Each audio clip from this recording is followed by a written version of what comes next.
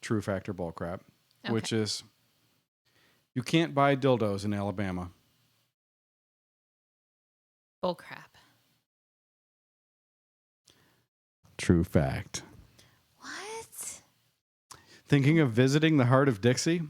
Just make sure you have plenty of sex toys because you can't buy them in Alabama. Well, it's Wait a hard to believe second. Alabama still has a law on the books that bans the sale or purchase of, quote, any device designed or marketed as useful primarily for the stimulation of human genital organs. Violators face a maximum fine of $20,000, the possibility of up to 1 year in jail, or even 12 months of hard labor. In short, you can buy bullets, but you can't buy the bullet. She's stunned. She's challenging my true fact or bullcrap. She's on her phone right now challenging it, as if I didn't do my homework. 6 adult sex toys in Birmingham, Alabama, with reviews. They don't sell 6 dildos, though. Best adult toy stores. No, it's only lotions and Toys- condoms and things like that. Drive-through. Alabama shop offers window Beans. service. It's beads. You're looking this up on your phone. I am. You're going to end up on a watch list if you keep that up. Well, So you're challenging the trueness of my true factor bullcrap. that's okay. I'll take it, but All right. If anybody disagrees, if anybody has proof if you have proof that you, okay, here we go. that you bought a dildo in Alabama, please let us know. Are we tied or are we tied? No, I lost that one. Okay, so she's being generous big time. You got a big comeback to do. And it's your turn, Jazmine Star. Okay, the movie The Conjuring is a true story. It's based on a true story. You got to give me more than that. That's a coin flip. I've never heard of that movie before. Wah, wah, wah. All right, give us a little background at least on that. I love it how you went from a half a page long true factor bullcrap Well, to I knew a 4-word sentence. Well, guess what? Because I knew that you were going to cry about the last one, so I shortened this one up. Come on. Because I know things. Oh, you know things. I Fine. know things. You want to tell me what you know? I knew that you were going to have a response to that last question, so I decided to shorten up this question. So you wrote it short to begin with. Yes. Like you're like, this one's going to be long and this one's going to be short. All right, the movie, let me see if I get this right. The movie The Conjuring. Now, am I allowed to do what you just did and look up the movie? No. So wait a minute. I can't do what you just did and look up your... I waited until I answered the question. The Conjuring is based on a true story. Is Does anybody know what this movie is? Yes. The Conjuring. Yes, people will know. 4 people. Some of my followers on Twitter would be blowing up Twitter right now with the answer to that question. All right. Can I defer to them or do I have to answer? I have to answer, don't I? You have to answer. True fact. It is a true fact. Oh, okay. Yes. The movie The Conjuring is based on a true story. House of Darkness, House of Light by Andrea Perron describes the actual account. She was one of the daughters that lived there. I've had an opportunity to meet Andrea Perron at a paranormal conference and everything. She is a wonderful delight. She is so Andrea Perron, you are a wonderful delight. She We're really tagging her is. when we post it. We're tagging her. She really is. She's delightful. It's the story of a family that had a demonic entity in their home, and Ed and Lorraine Warren were actually, Lorraine Warren was brought in at one point. She was a sensitive and was part of the investigative process. But it's since she literally lived through hell in this home growing up as a child. She wrote a book about it and everything. And she has, just because of her experiences, she's this beautiful soul that is full of love. And because of all the darkness that she had to face. And I mean, absolutely. So I feel like we should wonderful start woman. doing show notes where we can post our show notes on the website where people can actually follow up on the stuff that we talk about. If they're interested, because we kind of touch on a lot of things, but we Right. don't get super deep Right. sometimes. Yeah. And this would be a real good one. Yeah. So I guess let us know if you'd like us to start posting show notes. A lot of podcasts do that, but we tend to be like a really off-color and goofy podcast, so I never Right. really thought about show notes for that. But Yeah. let's see where it takes us, because we're both interested in these things, and it's interesting, Yeah. for sure. So, yeah, it's not often that you see this scary movie, on the big screen, and then you actually have the opportunity to meet someone who grew up in that home and then get the actual accounts of it. She actually did like a big kind of like a gallery like discussion in Tampa a few Because there years was ago. like a documentary about what she went through as opposed to a fictionalization, It seems like they fictionalize a lot of supernatural stories. They do, but in her book, "That House of Darkness, House of Light," that gives you like the actual accounts from her perspective of what it was like, and it's actually, some of it is actually scarier than what Hollywood put on the big screen. And then, of course, Hollywood wants to do what they do, and kind of dramatize. Yeah, or watered down, but any way they can make money on it, for sure. Absolutely. But anyway, it's interesting, and she's not too far away from here. So, I'm just going to say something about our themes real quick. Remember how we've been completely in sync? right. We are not in sync tonight. Like, these are completely not related themes whatsoever. Well, the last time we played this game and everything, I tried to do things that you were very interested in, and you just ripped my stuff apart. So I was like, no, I'm sticking to Oh, you mean the something. first time when we played it? You were like, yeah, here, I'm going to tell you the order in which Rush's first 3 albums came out. And I'm Yeah, like, bro, you're wrong. We're just going to stop right there. But no, I just decided that I would go with things I have a knowledge base on.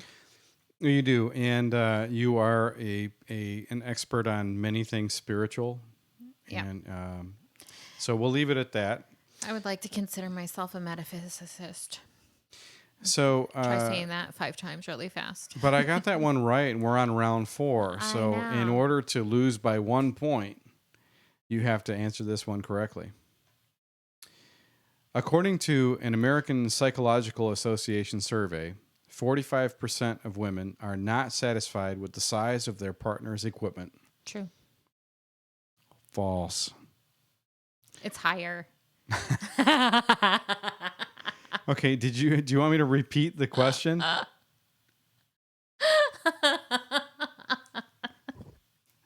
Are you speaking from experience? Do I need to talk to your boyfriend about this? No. Do I need to talk to Eunice about this?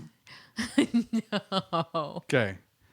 According to an American Psychological Association survey, 45% of women are not satisfied with the size of their partner's equipment, and you answered true. False. According to the American Psychological Association, over 85% of women are satisfied with their partner's size. Other myths dispelled by the APA, for everybody who's worried about this. Your shoe size has nothing to do with your penis size. That's true. The University of Or California's your hands. Come Berkeley on. Wellness Center cites a 2002 British Journal of Urology, what's with all these British studies, that measured 104 men between the ages of 17 and 85. Oh my gosh. They measured them? Much to the delight of some men, the study found, quote, no association between foot and penis size. So there you go. I think for the first time ever, Nigel won a round of True Factor Bullcrap. And it was about sex, and you just nailed it. Wait a minute. We have to guess each other's themes, but we haven't done the bonus round yet. Do you want to do an all or nothing bonus round? Yes. Okay. But we know each other's themes. Can we both admit that we already know each other's themes? Yes. Okay. In order to get to the all or nothing round, then we have to Right. guess each other's themes. Your theme is supernatural phenomenon. That would be the layman's term. Paranormal. Yeah. Okay. Paranormal. You know what paranormal means to most people? Not normal. Okay. Yours is sex. Yeah, okay. We can go with that. We can go with the layman's term if you want. What? Sexual dysfunction? No, I don't think so. Postcoital dysphoria is not a sexual dysfunction. And I'm trying to start a group to have it better understood. What? Also, a 5-second orgasm is not dysfunctional. Not that I know anything about that. All right, I'm a ready. 5-minute orgasm is not dysfunctional. I said 5 seconds, you knucklehead. I was just saying a 5-minute one All is right. not dysfunctional And that's why either. you're fired. Well, You are fired from talking about that subject. Do you have a new subject to talk about? Or you can just rehire yourself and keep going. I'll wait. I'll be right here. all or nothing. Oh, you're ready now. I am ready. Like it's legit game on. Game on. Okay. Ladies first. Psychometry is the ability to bend spoons or other metal objects through using the energy of one's mind with concentration. Psychometry. Psychometry is the ability to bend spoons or other metal objects through using the energy of one's mind with concentration. Well, I've heard of something called telekinesis, which has to do with manipulating objects foreign to the person, manipulating or moving objects, external objects, telekinesis, right? And it has to do with kinetic energy. So movement, kinetic energy involves motion, right? Tele means remote, so remote motion. And so therefore I would say that moving or bending spoons or other objects would be remote motion kind of exertion or telekinesis. And you said this energy was called psychometry? Psychometry. Well, psych means of the mind or of the ego or of the consciousness, right? Metric means distance or measurement, which could infer remote. But I think it has more to do with measurement and understanding scale and scope than it has to do with manipulation. So I'm going to go ahead and say bullcrap. It was bullcrap. Wow. Yes. Psychometry is the ability to read and perceive things with ESP. Wow. So like remote perception? If you gave me an object and I hold an object in my hand, what psychometry is the ability to read the energy that's imprinted on that object And tell things about it. Perceive things. That the ability Interesting. to perceive facts or supposed facts through holding or touching an object. You know, I could have been an English major, but then I'd be a fucking asshole. So it's a good thing I'm not, right? I'm just, it's a good thing I'm just a high school dropout. Otherwise, I'd be an asshole. But English helps me understand what words mean. Wow. Your brother is a very talented writer, so that makes sense that, Yeah. it runs in the family. I don't understand what he's getting at. Okay. You won. No, I didn't. Yes. This is all or nothing. You could still tie me. You don't even want to hear my last Go. true factor bullcrap. Shoot. Wait, she's mad. Jasmine's mad. If anybody knows This is the most competitive true factor bullcrap we've ever had. I know. You literally beat me by like 2 points every time. And you see, I am not handling We this. should not do true factor bullcrap at the beginning of the show ever again. It's going to be rough from here on out. No. Okay. Here's my true factor bullcrap number 5, bonus round. You get this, you win. We tie. No. That's the deal. No, You win. That's not how Because it you works. put so much effort into your true facts or bullcraps. You even guessed my theme before I was all done. Stroke is a condition involving the loss of blood flow to parts of the human brain. Stroke-like symptoms that occur during sex are called transient global amnesia. Bullcrap. True fact. Transient global amnesia. Transient. You mean when in your...